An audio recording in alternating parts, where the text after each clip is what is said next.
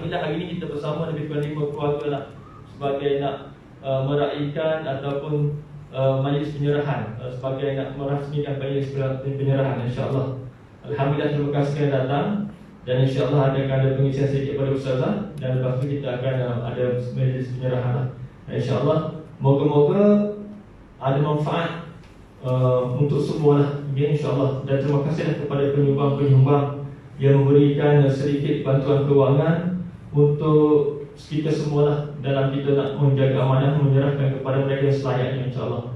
Untuk pengetahuan semua juga, bantuan banjir yang kita berada di Raut 2 minggu lepas, kita berada di Cenur, Maran 2 minggu lepas juga, kita ada berada dalam hampir 8 hari di sana. Dan kita menerima sumbangan yang sangat-sangat banyak. Dan Alhamdulillah, salah satu projek kami adalah nak membina satu rumah kepada rumah mangsa yang hanyut sebelum ini, insyaAllah. Sebelum ini dah bantu 5,000 kepada sebuah rumah yang rosak dia punya dinding, banjir. Kalau cerita pengalaman banjir memang memberikan, kita dengar pun, tapi memberikan lagi mereka yang menghadapi saat-saat genting, berada di bumbung, bercam-cam dan sebagainya, masya-Allah. Kepada mereka, jadi Allah uji sedikit mereka. Alhamdulillah, bila mereka ditanya tentang cabaran ujian tu, alhamdulillah perkataan mereka tu adalah redha, masya-Allah, kuat, mereka semua kuat. Alhamdulillah, insya-Allah, moga-moga kita juga konsisten kuat. Allah kuatkan kita dalam perjalanan kehidupan, insya-Allah. Jadi sekali lagi terima kasih kerana bersama kami pagi ini. Terima kasih juga kepada semua penyumbang. Ini mungkin ada ramai yang join kita live pagi ini. Dan insya-Allah kita akan terus membantu sekadar mampu, dan bukan sekadar bantuan seluruh gadget sahaja, malah bantuan anak-anak dalam pendidikan, dengan bayaran yuran. Bagian ini minggu lepas kita telah selesaikan yuran belajar seorang bapa. Alhamdulillah, kita telah akan membantu lagi dalam yuran persekolahan yang akan berguna nanti, insyaAllah. Jadi saya terima kasih semua. Dan insyaAllah semoga ada manfaat lah bagi ini, insyaAllah. Assalamualaikum warahmatullahi wabarakatuh.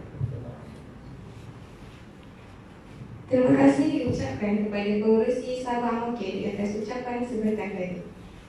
Seterusnya dijemput penaung Sahabat Al-Mukir, Ustazah Asma Harun, untuk menyampaikan ucapan.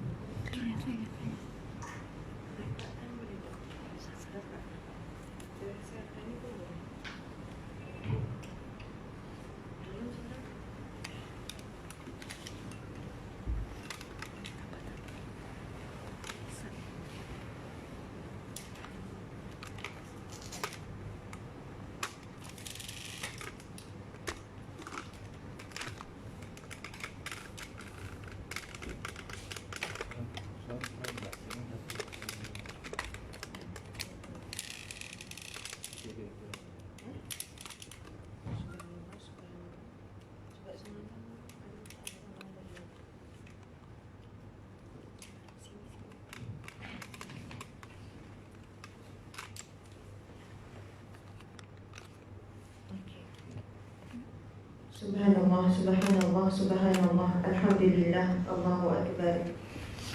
A'udzubillahi minasyaitonirrajim. Bismillahirrahmanirrahim.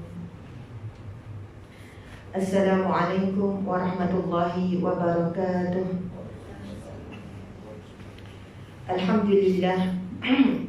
Alhamdulillahi rabbil alamin, wassalatu wassalamu ala asyrafil anbiya'i wal mursalin wa ala alihi wa sahbihi ajma'in.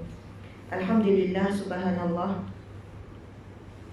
Muslimin muslimat yang dirahmati Allah sekalian, terlebih dahulu kami mengucapkan terima kasih di atas kesediaan tuan-tuan puan-puan untuk hadir di sini pada pagi ini.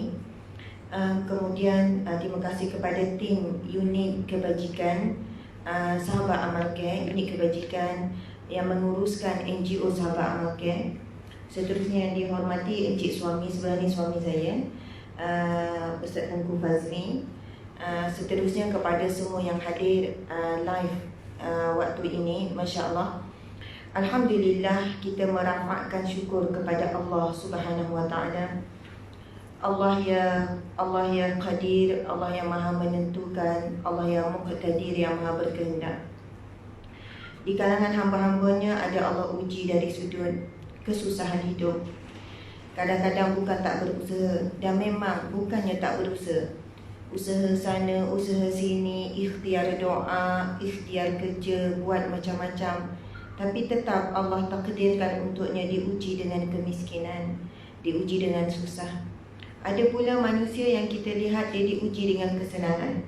Usaha tak seberapa tapi mudah hidup dia, kaya raya dan sebagainya. Mungkin juga daripada keturunan, wallahualam. Ada pula yang Allah uji dengan sakit.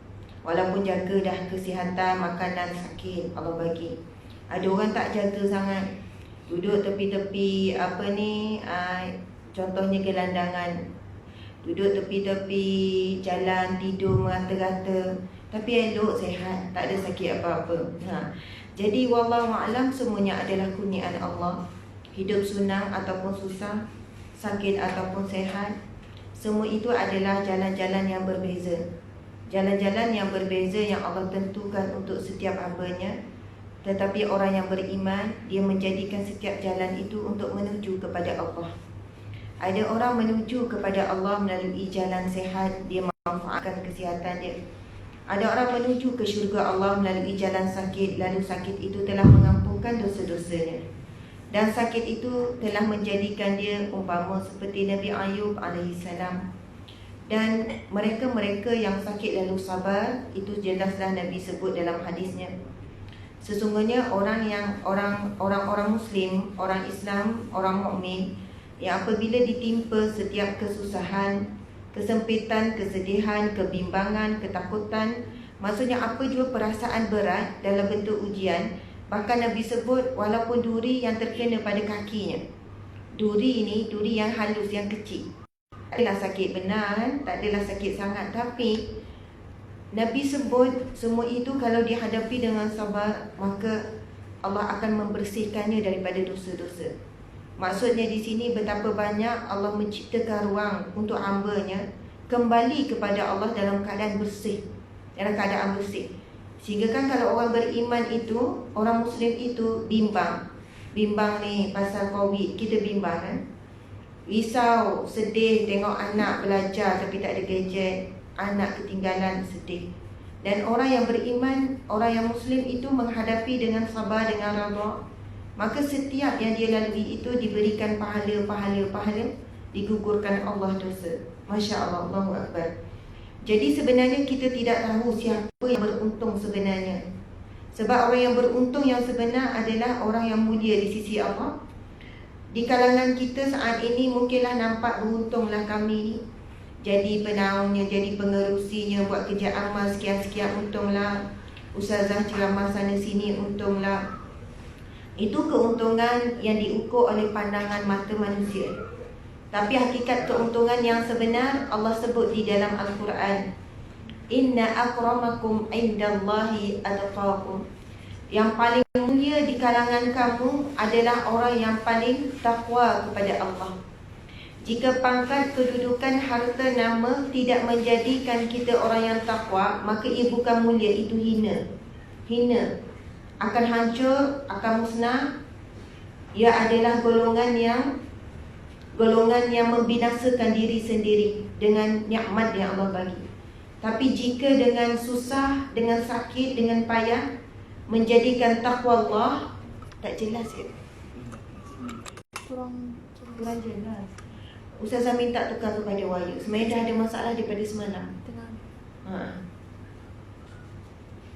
Sebab semalam sebenarnya unit media dah tahu ada masalah, tak tahu mana satu. Yang tak jelas tu yang mana? Tak, maksudnya boleh tahu komen ni di Instagram ke di FB. Tukar sekarang. Tukar ni sementara. Sayang bila tak jelas. Patut daripada awal tadi sebelum Ustazah ni, masa Ustaz Fazli tu dah ada komen, tukar terus. Sekejap ya.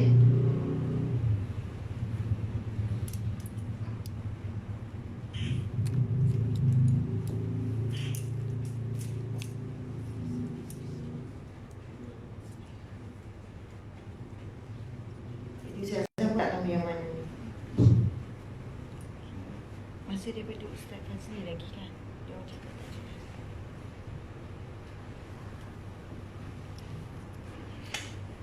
Allahu Akbar, subhanallah, subhanallah, alhamdulillah.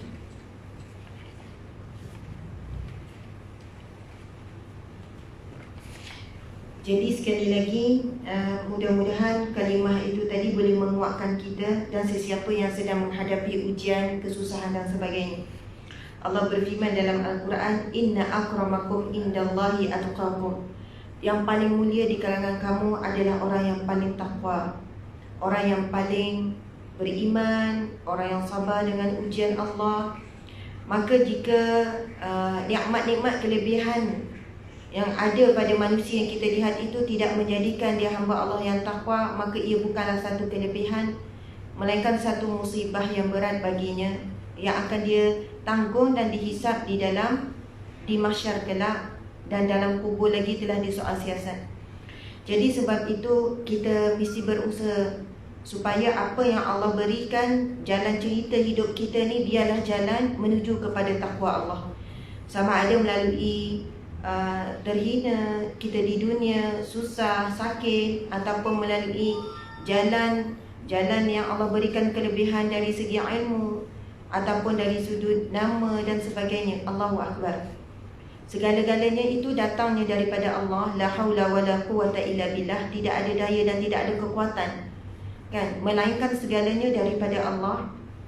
Maka bila kita sedar hakikat itu, kita boleh ataupun kita beramallah dengan zikir sebagaimana zikir Nabi Ibrahim alaihissalam. Ketika Nabi Ibrahim nak dilemparkan ke dalam api, saat itu Nabi Ibrahim benar-benar melakukan penyerahan diri kepada Allah dengan menyebutkan kalimah hasbunallah wa ni'mal wakil. Hasbunallah wa ni'mal wakil. Cukuplah bagi Allah, cukuplah bagi kami Allah. Hasbuna, cukuplah bagi kami Allah. Hasbunallah, cukuplah Allah bagi kami. Wa ni'mal wakil, dan dialah sebaik-baik penolong. Dialah sebaik-baik penolong. Jadi jika kita dalam keadaan bimbang, takut, sedih dan sebagainya, ucapkanlah sebanyaknya zikir ini. Kerana saat ini Nabi Ibrahim juga dalam keadaan bimbang, bukan tentang dirinya, tentang apa yang nak diserunya terhadap umatnya. Maka tatkala itu datang Malaikat Jibril alaihissalam menawarkan pertolongan. Wahai Ibrahim, maukah aku tolong kamu? Saat duduk di atas papan ataupun kayu yang macam lastik tu kan, nak dilepaskan ke dalam unggunan api. Maksudnya tak boleh nak baling dekat, sebab api tu terlalu besar dipasang untuk membakar Nabi Ibrahim. Jadi mereka menggunakan macam alat untuk melemparkan daripada jarak yang jauh. Jadi tatkala itu, subhanallah, Nabi Ibrahim alaihissalam menyebutkan kalimah hasbunallah wa ni'mal wakil, cukuplah Allah bagi kami dan Allah lah sebaik-baik penolong. Masya Allah, diulang, disebut dengan yakin, dengan penuh harap dan tanpa ragu kepada Allah. Tawakal penuh kepada Allah. Maka takdir Allah, Allah yang maha berkuasa kan, Allah menyejukkan api yang sepatutnya panas, Allah perintahkan api supaya sejuk. Dan Nabi Ibrahim alaihissalam keluar dalam keadaan biasa. Kalau kita fikir, mungkin kita boleh hujah itu Nabi Ibrahim Khalilullah. Allah sebut di dalam Al-Quran, Allah menjadikan Ibrahim sebagai Khalil, iaitu kekasih Allah. Kekasih Allah. Jadi mungkin kita kata Nabi Ibrahim itu Nabi, dia pula kekasih Allah, memang bolehlah Allah buat begitu, kita manusia biasa. Tuan-tuan, puan-puan sekalian, saya jumpa ramai manusia biasa pada zaman ini pun yang datang bertemu dengan saya, cerita benda-benda yang pelik, tapi bukan mukjizat lah. Kalau manusia biasa macam kita, bukan Nabi, ia mungkin datang dalam bentuk karamah ataupun datang dalam bentuk pertolongan Allah yang di luar kemampuan kita berfikir. Apabila seorang hambanya benar-benar yakin dengan Allah, tawakal penuh, dan dia juga orang yang soleh lah, bukan orang tak semayang, bukan orang kalau tak salat, buat maksiat, ada benda-benda pelik, kita bimbang itu tipu daya syaitan. Tapi bila orang ni pun baik, soleh, sekian-sekian, bila datang ciri-ciri, saya kata tak mustahil. Para malaikatnya diutus oleh Allah untuk membantu hamba-hambanya yang bertawakal dan yakin dengan Allah Subhanahu Wa Taala. Allahu Akbar, subhanallah. Jadi alhamdulillah, muslimin muslimat, sahabat-sahabat yang dirahmati Allah sekalian, bagi sahabat-sahabat yang hadir live, kami sebenarnya pagi ini berkongsi rezeki dan kegembiraan dengan hamba-hamba Allah. Sebenarnya kami sangat berterima kasih kepada mereka yang meminta pertolongan, minta bantuan. Sebab kegembiraan sebenarnya sangat gembira bila kita boleh bantu orang.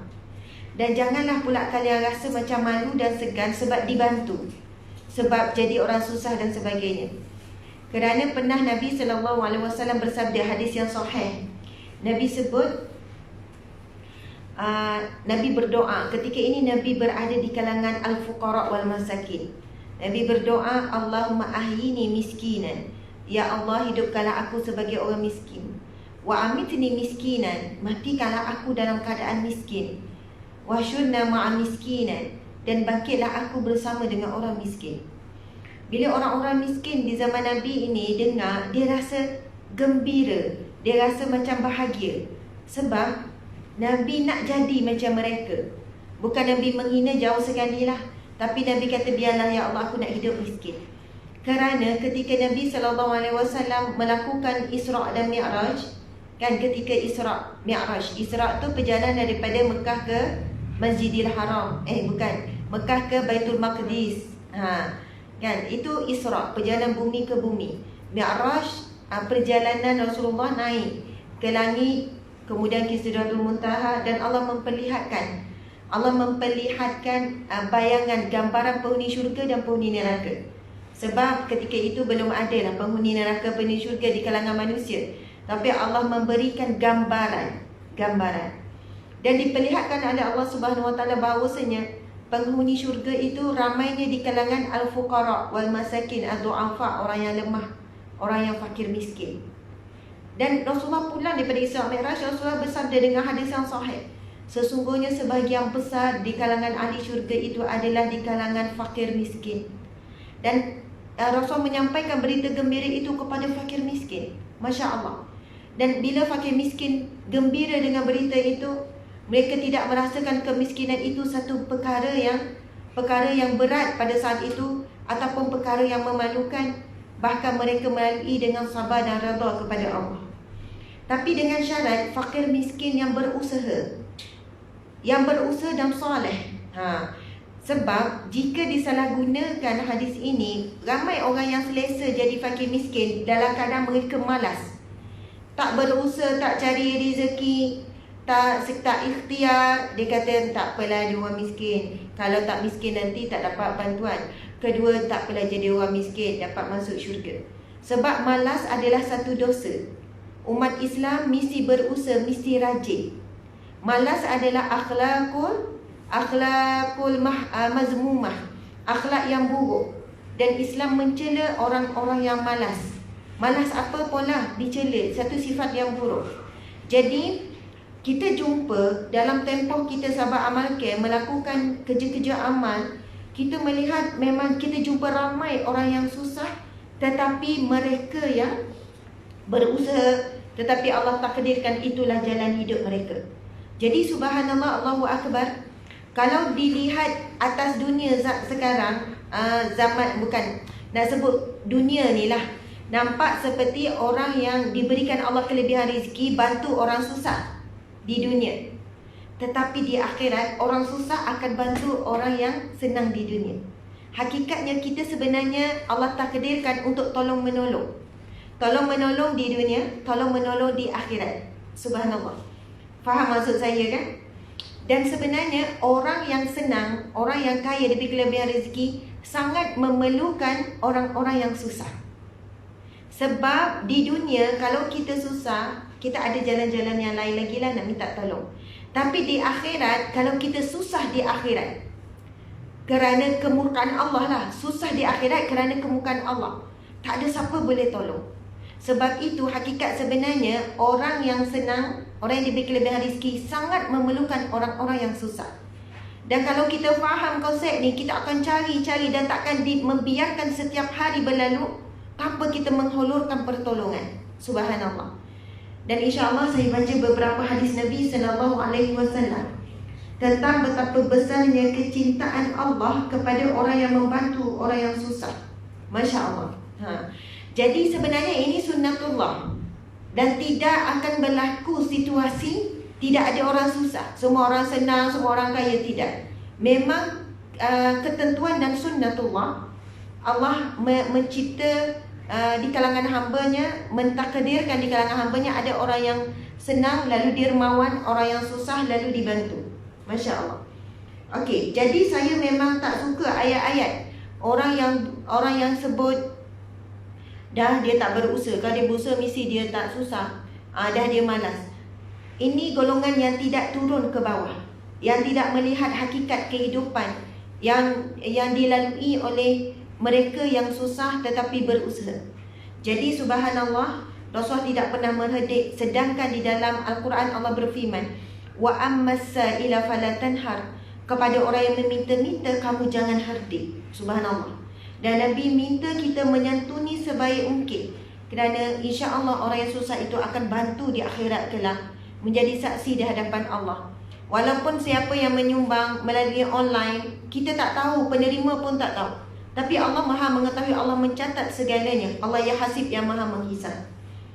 Subhanallah. Sabda Nabi SAW, hadis yang sahih, hadis riwayat Muslim. Sesiapa yang melapangkan satu kesusahan dunia daripada seorang mukmin, Masya Allah, maka Allah akan melapangkan daripadanya satu kesusahan di hari akhirat. Itu yang kita sebut tu. Siapa yang melapangkan kesusahan saudaranya, seorang mukmin yang lain. Lepas tu orang tanya, kalau bantu orang non-Muslim jadi juga ke? InsyaAllah, walaupun bantu non-Muslim pun, membantu saudara, Allah akan melapangkan daripadanya kesusahan di hari akhirat. Itu kita sebut tolong-menolong tu, dunia dan akhirat. Sesiapa yang memudahkan orang yang dalam kesulitan, maka Allah akan memudahkan baginya di dunia dan akhirat. Siapa yang mudahkan kesulitan orang lain di dunia, Allah akan memudahkan kesulitannya di dunia dan akhirat. Masya Allah. Sesiapa yang menutup aib seorang Muslim, maka Allah akan menutup aibnya di dunia dan akhirat. Allah sentiasa dalam menolong seseorang hamba selama mana seseorang itu menolong orang yang lain. Masya Allah. Allahu Akbar. Allah. 4 perkara yang Nabi SAW dalam hadis yang sahih menawarkan kepada mereka yang suka membantu orang. Masya Allah. Sebenarnya dalam hadis ini adalah tolong menolong. Golongan yang pertama Nabi sebut orang yang melapangkan urusan orang lain di dunia, Allah akan melapangkan urusannya di akhirat. Yang kedua, orang yang memudahkan urusan saudaranya di dunia, Allah akan permudahkan urusannya dunia dan akhirat. Kemudian Nabi bersabda, man satara musliman, siapa yang tutup aib saudaranya, satarallahu fid dunya wal akhirah, Allah akan tutup aib dia di dunia dan juga di akhirat. Kemudian yang terakhir Nabi sebut, Allah sentiasa menolong seseorang hambanya selagi mana dia suka menolong orang lain. Jadi kalau orang tanya, Ustazah, macam mana hidup kita nak dapat pertolongan Allah? Jawapannya adalah jangan banyak memberi pertolongan kepada orang lain. Bahkan kalau ada orang minta tolong, jangan anggap minta tolong lagi dia ni. Tapi kalau melihat ini peluang yang Allah nak beri, Allah nak hantarkan pertolongan untuk kita, tetapi melalui dia, lalu kita hulurkan pertolongan, kita akan dapat pertolongan daripada Allah Subhanahu wa ta'ala. Allahu Akbar, Masya Allah. Saya pernah dengar kisah-kisah orang-orang alim bila menyelesaikan masalah manusia yang datang cerita, saya ada masalah rumah tangga, masalah sakit, masalah apa pun. Lalu para alim ulama kata, kamu pergi cari orang susah, bantu. Kamu permudahkan urusan. Kenapa aku pun tengah susah? Kerana hadis Nabi ini, siapa yang beriman dia akan buat. Kalau kamu perlukan pertolongan, kamu pergi tolong orang, Allah akan tolong kamu. Kalau kamu rasa sempit, susah sekarang, kamu pergi tolong siapa-siapa yang susah, nanti akan dipermudahkan urusan kamu. Orang yang beriman, dia akan buat. Sebab ini hadis Nabi, iman maksudnya percaya. Orang yang percaya, dia akan buat. Orang yang buat dengan keimanan, dia akan dapat hasilnya. Sama ada cepat ataupun lambat. Tapi orang beriman tak akan putus asa, keyakinan dia tak akan terhenti, walaupun tak dapat keputusan tu instant, maksudnya segera. Dan hadis yang kedua, dan ini yang terakhir, kita bukan maksudnya ceramah umum yang panjang, sebab kita ada majlis sebentar lagi. Nabi SAW bersabda, Masya Allah,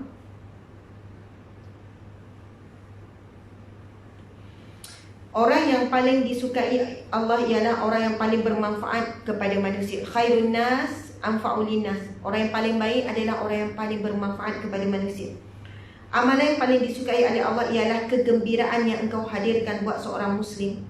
Allahu Akbar. Gembirakan orang lain. Yang kedua, atau engkau angkat kesusahan yang menimpanya. Angkat kesusahan yang menimpanya.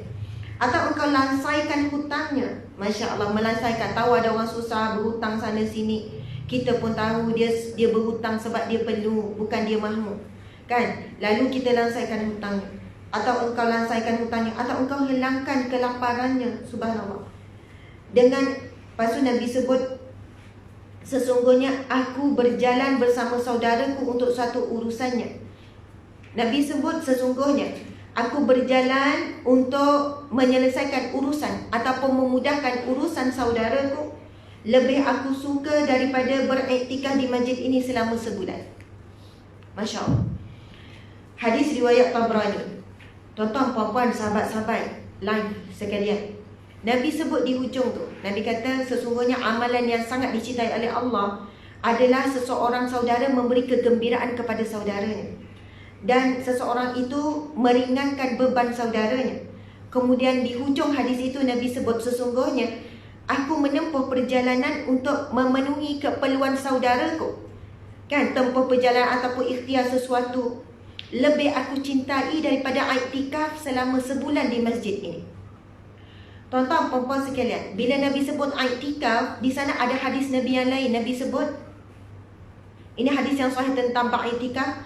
Sesungguhnya iktikaf satu hari di masjid, pahala dia banyaklah pahalanya. Tapi antaranya Nabi sebut, iktikaf satu hari di masjid, Allah akan bina 3 parit. 3 parit yang menjauhkan dirinya daripada neraka. 3 parit.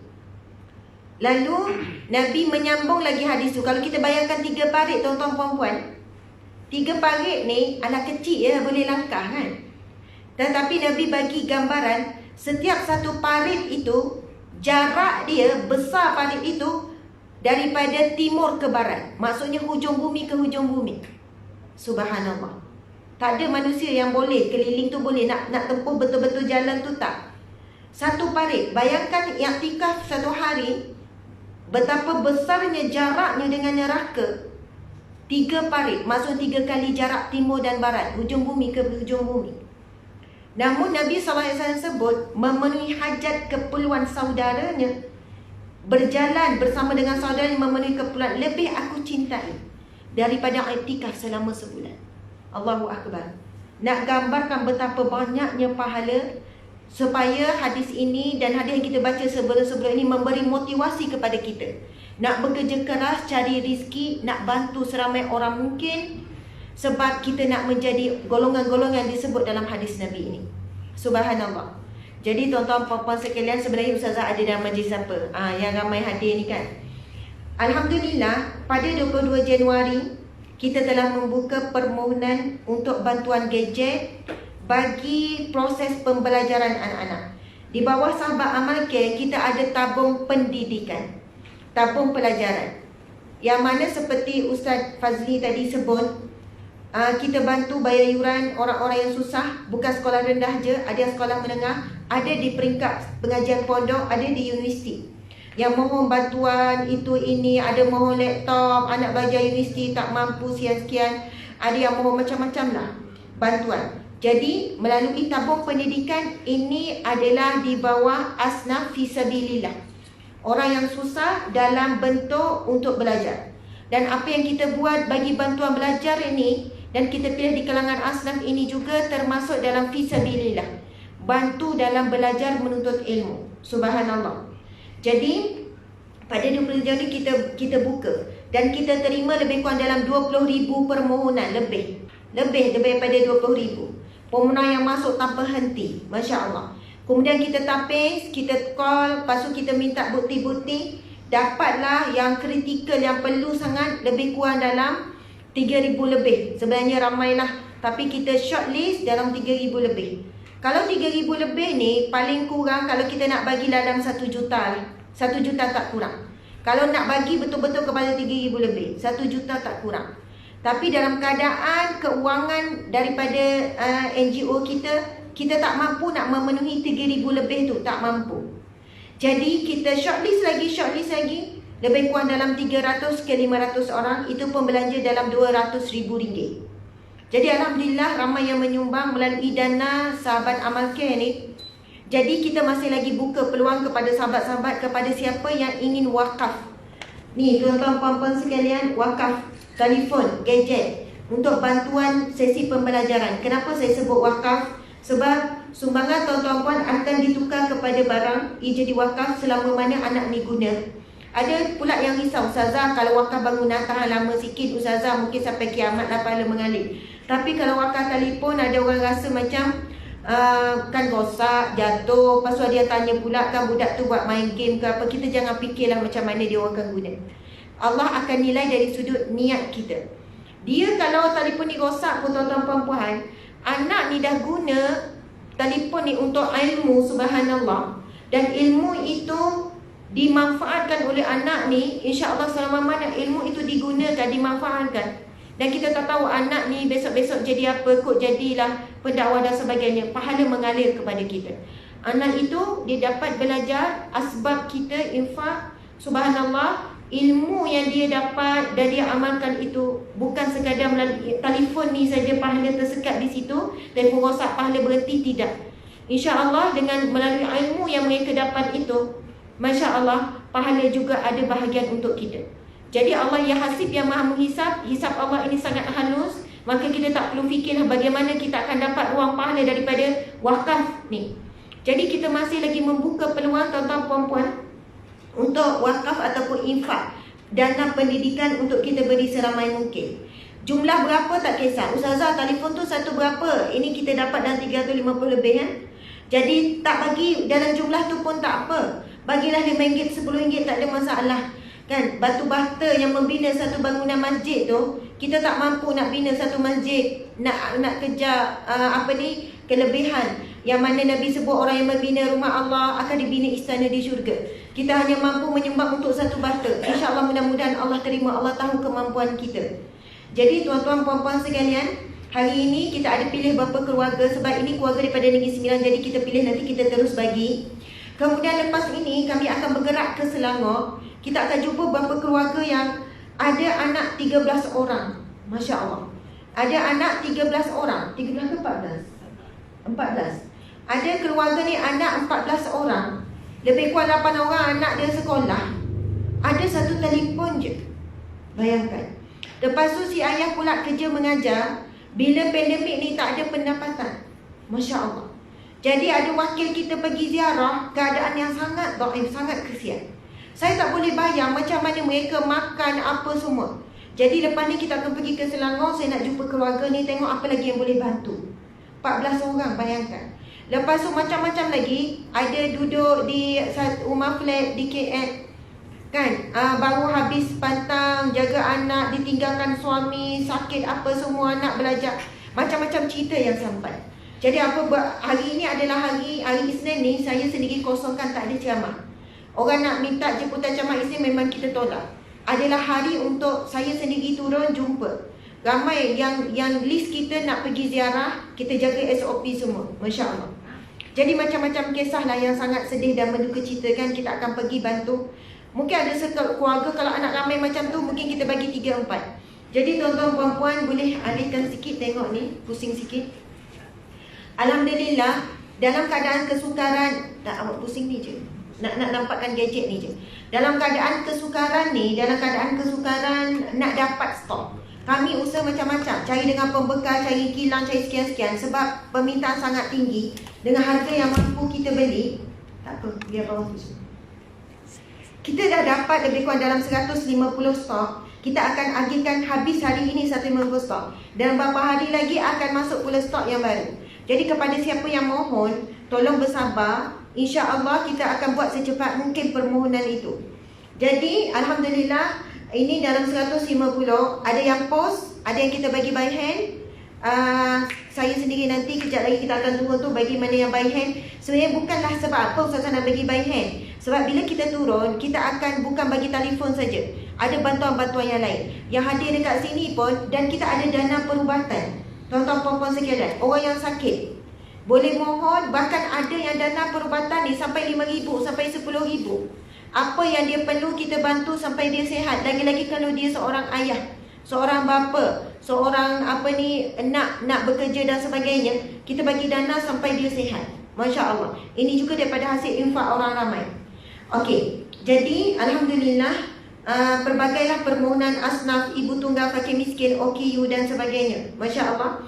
Dengan kekuatan kita, staf lebih kurang dalam 10 orang di bawah unit kebajikan. Buat tapisan tu bukan mudah, sampai lewat malam dan sebagainya. Akhirnya alhamdulillah kita dapatlah memberi bantuan ni. Masya Allah. Jadi tuan-tuan puan-puan yang dirahmati Allah sekalian, pandemik ini bagi setengah orang ujiannya tak berat. Dia duduk rumah, senang, duit masuk, gaji tetap, lagi-lagi kerja kerajaan. Pandemik ini bagi setengah orang, daripada gaji 5,000 ada yang 10,000 hilang.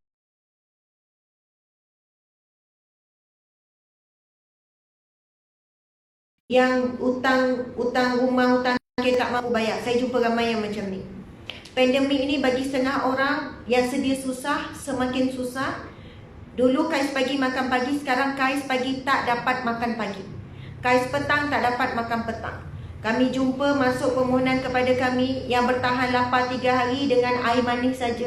Yang bertahan lapar, anak cuma mampu bagi biskut saja, nasi pun tak ada dan sebagainya. Terutamanya di Sabah dan Sarawak. Dan kesusahan mereka untuk cari rezeki sangat payah. Jadi kalau ada orang yang susah yang tengok live ini, tolong maklumkan kepada kami.